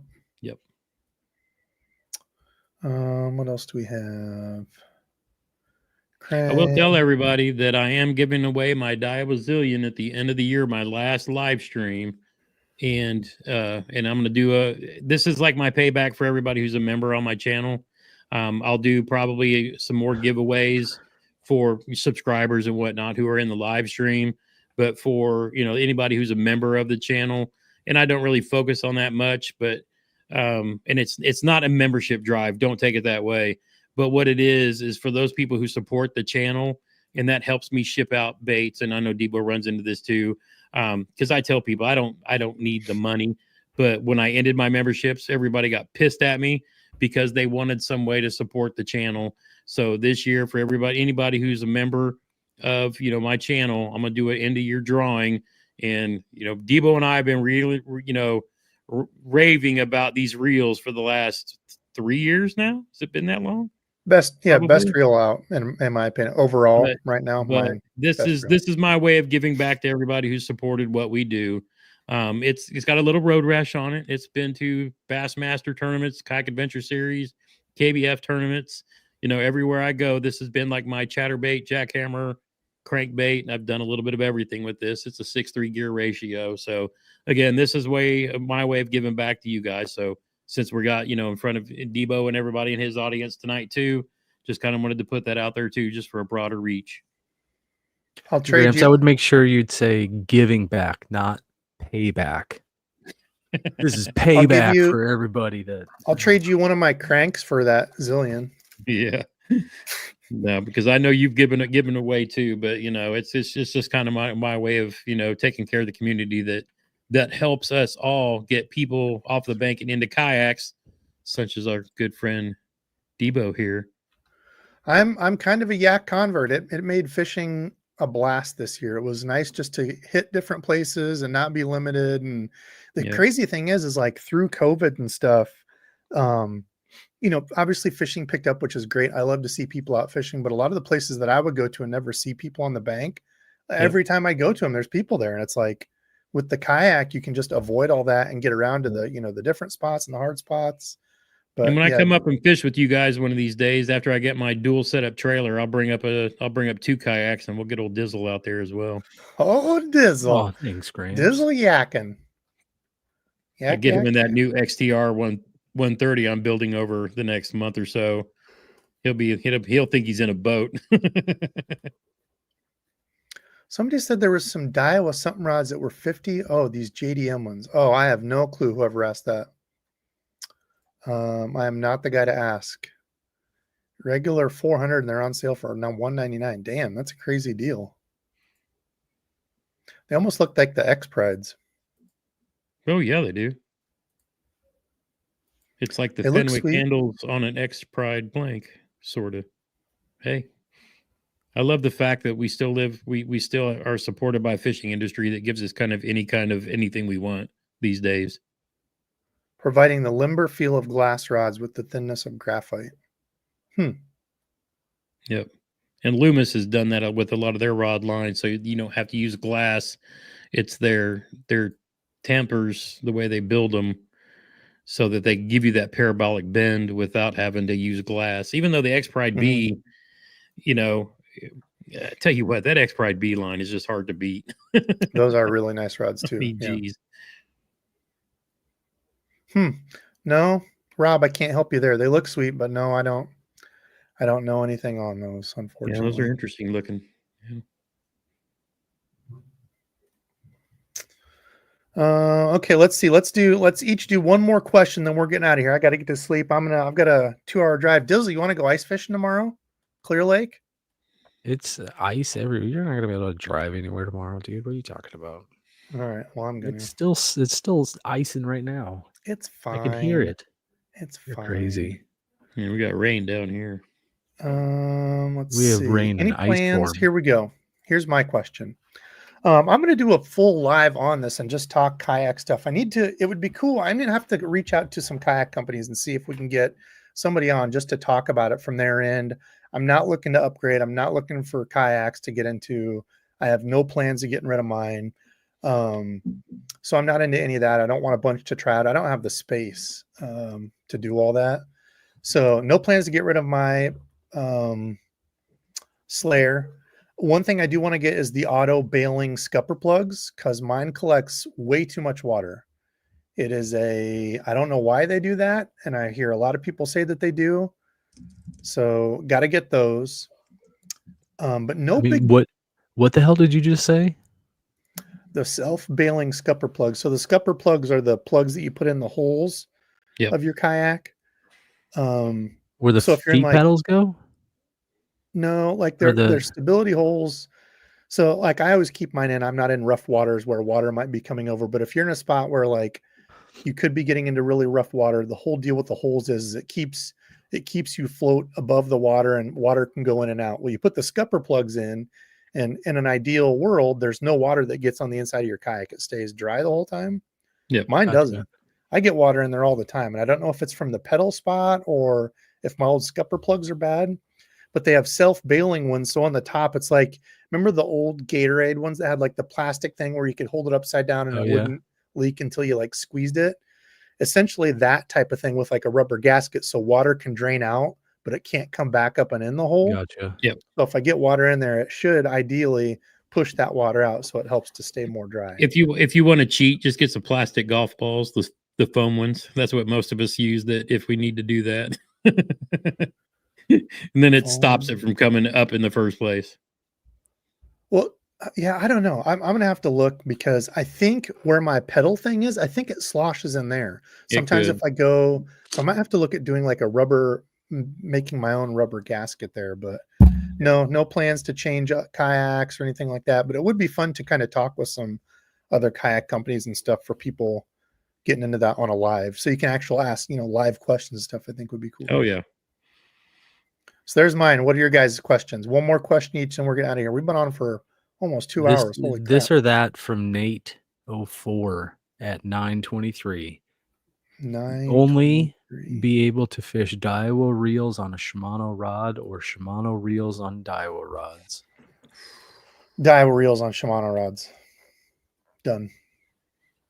Just the opposite. Shimano reels on Daiwa rods. Yeah, I've done both. I mean, I guess I could. I mean, I put a zillion on an X Pride B all day. I could do that.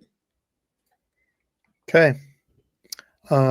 Motor for the Yak? No, Dave, no plans. I would like to get one, but I'm tubby. I need the exercise. And I really do not at all want to get rid of my pedal drive. I don't know how people do just paddle. That would annoy the hell out of me. I love the pedal drive, and even with a motor, I would still keep the pedals. So just being able to move and forward, backward as I'm fighting the fish and stuff. Yeah, I could not do just paddle only. I have crap shoulders too, though. So, yeah. Okay. All right. Well, that's it. We're cutting it there. 2 hours almost. Listen, I love you guys. Thanks so much for joining. Special thanks to Gramps. Thanks for jumping on short notice. I appreciate you. My pleasure. Anytime. Dizzle, always good to see your handsome face. Heck yeah, brother. All right. Love y'all. Thanks for watching. We'll be back next live.